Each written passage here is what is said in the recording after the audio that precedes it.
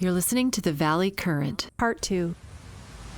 She wanted to come over to Stanford. She was a full professor at UCSF, tenured, and she just got a better offer from Stanford. So, of course, she wanted to take her biological materials over. And, we're in 15 years ago, we're in this new regime because the new regime changed, I want to say, in the 1980s. We'll talk about in a minute when it changed and when I think it changed.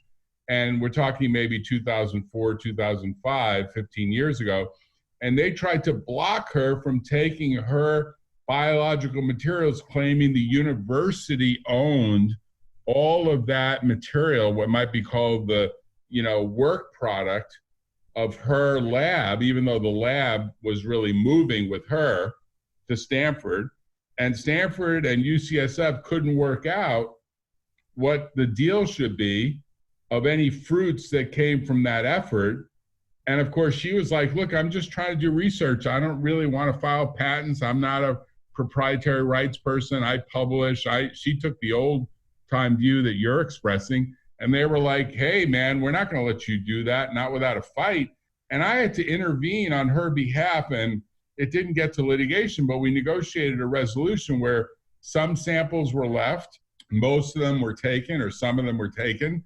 And there was kind of a sharing agreement that resulted in the lab, whoever was going to succeed in that UCSF lab could use, what you would call WI-38 cells. She would call whatever the particular cells were. And life went on in the big city. But, I did that work pro bono for her. She did not have the money to pay for it. She wouldn't have had the money to pay for it. Stanford didn't have the money, didn't have the budget to pay for it. And I had a few friends at Stanford that said, hey, do a favor, please.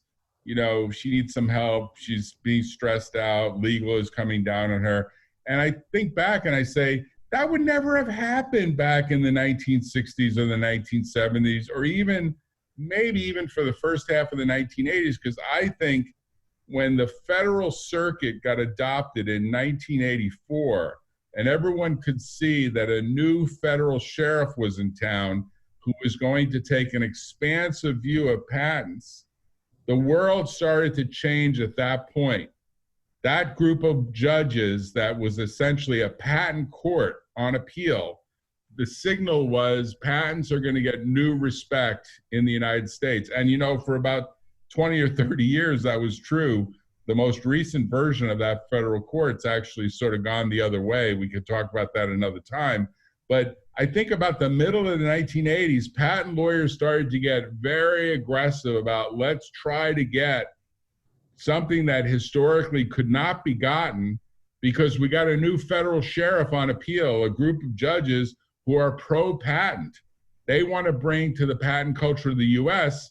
what you might say is the patent culture of Japan. Japan allows a lot of wacky patents. I mean, there's a guy that's got a patent on the way in which he makes muffins. I mean, people look at it and they laugh. They say that's a cookbook recipe. And the guy got a patent that protects him in Japan for a particular type of muffin that he sells in his retail muffin store. And we up here like, are you serious? That can't be right. And, at the end of the day, it's kind of the way it's played out. Well, the case you described of the woman scientist who moved to Stanford is only one of several cases that I'm aware of, major cases involving, I believe, a person at a university in the Midwest, this is all very well documented, who wanted to take his research materials that he obtained by interviewing patients with him to a new location. That went into litigation for several years. Another one that I'm directly familiar with has to do with self-strains derived by someone, I believe he was at UCLA at the time. And these self-strains were producing biological materials that had the potential of being extremely valuable and financially beneficial. The university at which he worked claimed rights to this, but then the patient from whom the tissue was obtained also claimed rights to this. This ended up in court. I won't go into all the details now. Right.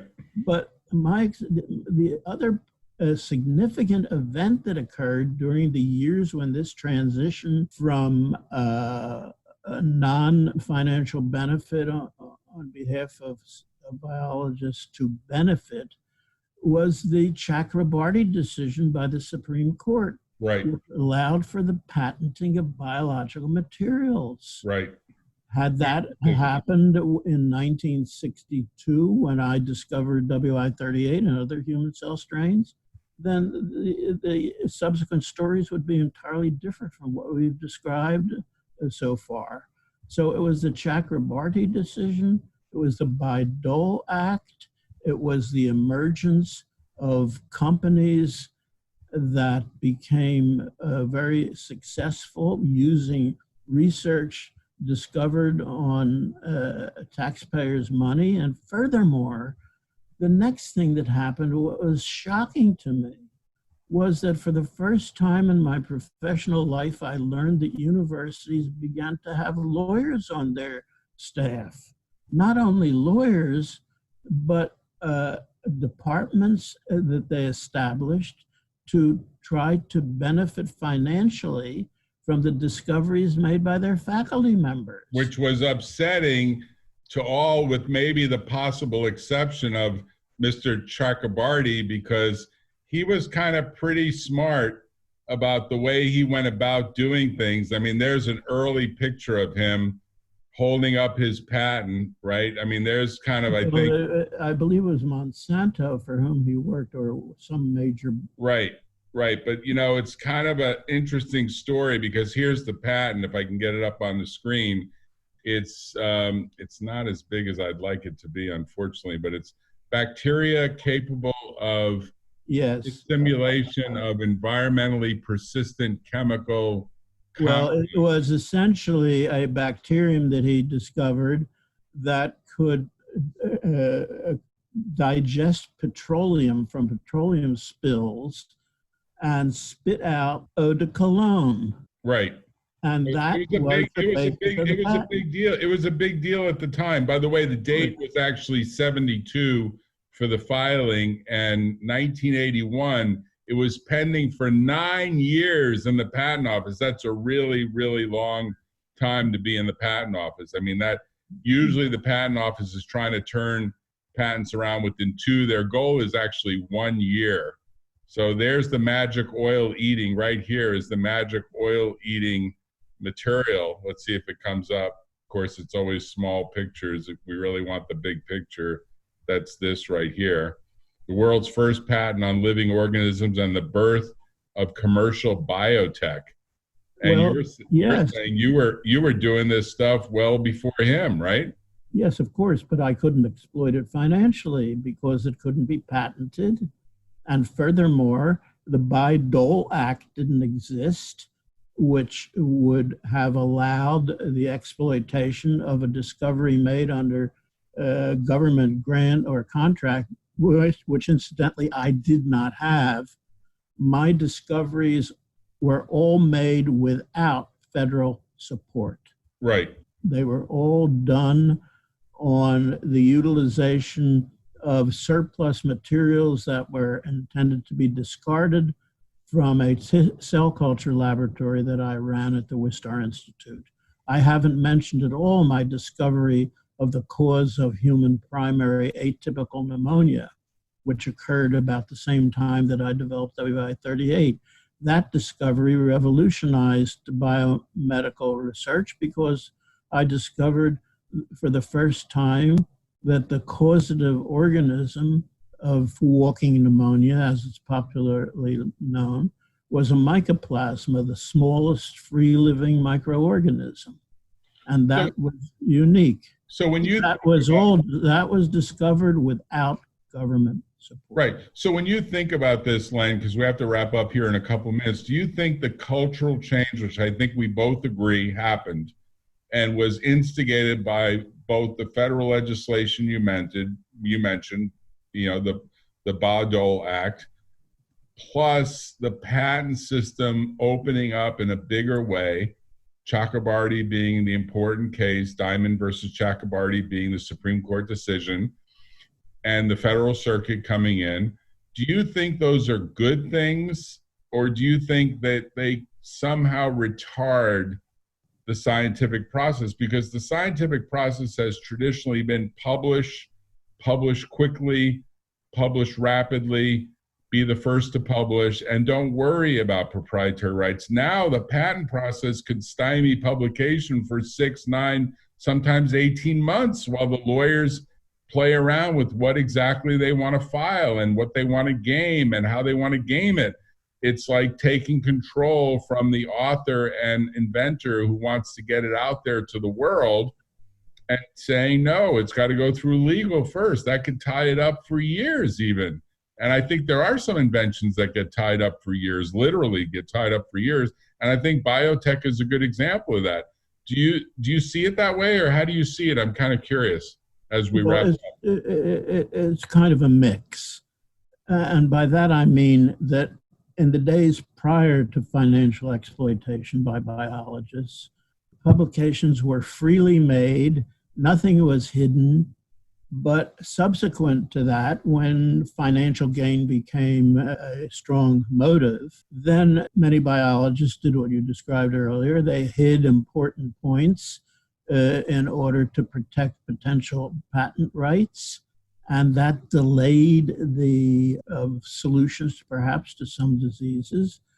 So that had that was a negative aspect. But then again, we have a third consideration, and that is the financial motivation, in many cases that I can think of, allowed for the manufacture of important medicines that prior to financial motivation would have lagged significantly before they appeared on the marketplace.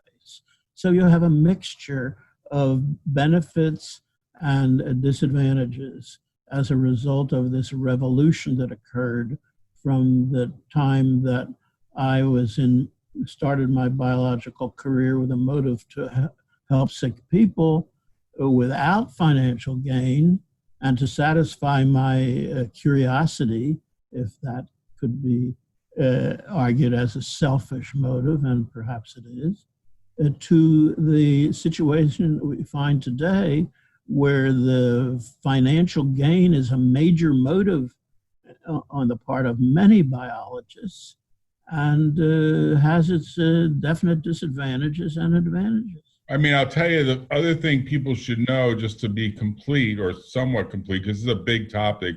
You could do a whole series of podcasts just on this. If you're an inventor, if you're a biological inventor, and you don't file first with the patent office and you publish first, number one, you may get beaten to the patent office by someone else who takes advantage of you, and you do not have the argument that, well, I could show by my notebook that I'm the original inventor. That's not going to matter, because the patent office is going to say the America Invents Act, the AIA, that went into effect about 5+ years ago, it's going to require you to basically show that you diligently could have filed and should have filed, and you didn't file, so too bad on you. Even though you might show the other patent's invalid, you might not get the patent. And then number two, if you publish first, you have a 1-year grace period in the US. That's a very special thing in the US. You know, a lot of people rely on it, but you publish first without filing, and you have created prior art that defeats patents outside the US. So you get a priority date in the US that becomes valuable outside the US. So it's really, really important for you to take this stuff seriously, because if you don't take it seriously, you're going to get hosed. And so that creates an instinct for what I'll call a new model for teaching PhDs and maybe even people that want to become PhDs, that the modern approach has this legal business element to it, which is like the first course you get is the legal and business ramifications of what you do with your inventive activities. Who would have ever thought that would be a course in graduate school? I mean, think about that. That's for lawyers and maybe MBA years ago, even MBAs didn't get that. They said that's for lawyers. Now that's ingrained in the MBA courses. It's ingrained in the notion of being a biotech scientist, and it's probably going to get ingrained in high school, because even kids in high school that experiment around with computer software, they come up with some brilliant ideas that their parents are like, wait a minute, I have a college fund to develop here. Maybe they should file a patent on some of this stuff. It may generate some revenue. It may generate some royalties. So there's a whole new mindset that's being created in the United States and abroad, because I think the similar attributes, and that's another question, whether a similar thought process exists abroad or in Germany. Maybe it's a more published system and we don't care about patents. I mean, I'm curious what you think. Well, as I mentioned earlier, my shock after realizing that major so-called research universities had established units out of the president's office that were formed in order to exploit financially the research done by the academics at that institution. That was unheard of in the 60s and 50s. And that exists today as a major activity of research universities. And not only universities, but on top of that, we have the same situation at the National Institutes of Health. They hold annual fairs in which they try to attract manufacturers to exploit discoveries made at the NIH. Now, that is an example not only of the use of federal funds for grants, but workers at the NIH are supported by government funds for everything that they do except the air that they breathe. So that it's reached such an extent of effort to exploit research for financial gain that it is simply light years away from what I experienced in the 50s and 60s when I was a student and had my first job. But you think it's an okay thing, or it really depends on, I mean, how are you thinking about this? Is it okay? Is it not okay? I'm kind of curious. Well, it's a balance that has to be struck. As I indicated earlier, there are some advantages and there are some distinct disadvantages. I don't know where the balance would lean, but you have to carefully consider disadvantages, which is that researchers would be afraid to publish what they've discovered until they get a patent. The advantage might be that a manufacturer who exploited that discovery could get something to the marketplace or to a patient faster than it would have happened without a profit motive. Excuse me. Well, whenever you say to people it's a balance, they say, tell me what the weights are that go on the scale, because I don't even have the foggiest idea of what I should be weighing. Does it depend on the invention? Like if the invention is really, really, really valuable, then I should do something different than if the invention isn't valuable? Like, tell me what to do. Like, they want to know, how should I look at this? Should I look at this in terms of whether it's an incremental invention, or should I look at it as every invention? Well, I think you have to assess it on a case-by-case basis. And I'm looking at my situation. What I discovered was done, as I indicated earlier, without federal support. I gave that discovery away gratis to every human virus vaccine manufacturer in the world who are using the cells that I discovered even to this day, making billions and billions of dollars annually. And as you indicated earlier, that has saved literally tens of thousands of lives worldwide and millions. Benefited billions of people. Yes. Who would have otherwise succumbed to a virus. Well, let's end on this note, Len. I think you should get the Nobel Prize. I'm going to send this video to the Nobel Committee and ask them to listen to it. I do think my role in life is very much to recognize scientists like you for things like the Nobel Prize. And if I have a voice in this or something to say about this, I do think it should be recognized, because you are one of the real valuable contributors to all of the world, really, not just America.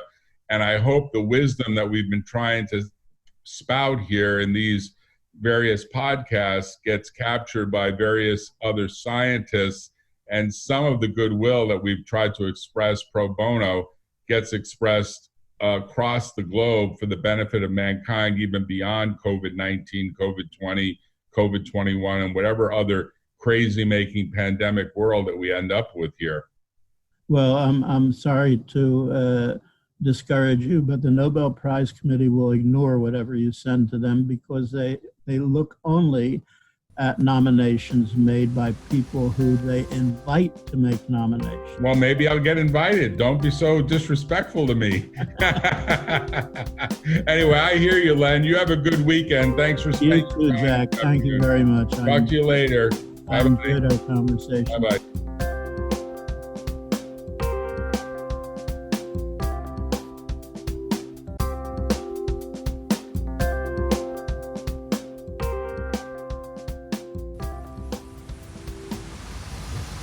Tune in next time on the Valley Current.